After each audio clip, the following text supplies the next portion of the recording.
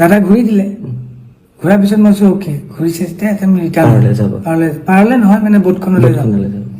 ঘূৰিয়ে দাদাই অকণমান সময় এনেকৈ ফ্ল' হৈ গ'ল মানুহজন হাত চাত এনেকৈ দিয়া নাই পৰিষ্কাৰ মাৰা নাই মই বোলো কি মানুহে সাঁতুৰি থাকোঁতে এনেকৈ অলপ কেতিয়াবা ৰখি দিয়ে ন সেইটো হ'ল নেকি 1 ছেকেণ্ডমান হোৱাৰ কাৰণে মই বোলো বেছি টাইম ৰখিছে বুলি মই তলৰ পৰা মইতো টিউবটো পিন্ধি আছোঁ মই তলৰ পৰা এনেকৈ দাদাক ফ্ল' কৰি উঠাই দিলোঁ দাদা ডুবি যোৱা নাই খালি মুখখন এনেকৈ তললৈ কৰি আছিল সেইটো পানীত আমি সাঁতুৰিলে এনেকুৱা হয় মই উঠাই দিছোঁ দাদা এনেকৈ দি পেলাই মুখেদি এনেকৈ বগা পানী আৰু নাকেদি বগা পানী অলপ ওলাই গ'ল ওলাই যায় মই ভয় খাই গ'লোঁ তাৰপিছত তেতিয়া দাদা এনেকৈ চাইছোঁ চাই পেলাই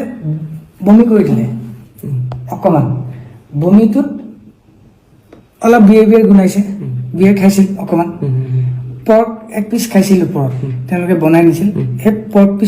পৰ্ক পিচ টাইপ ওলোৱা নাই য়েল্ল' টাইপ ওলাইছে মই চাগে এতিয়া চাগে ক্লিয়াৰ হৈ যাব মানুহজনৰ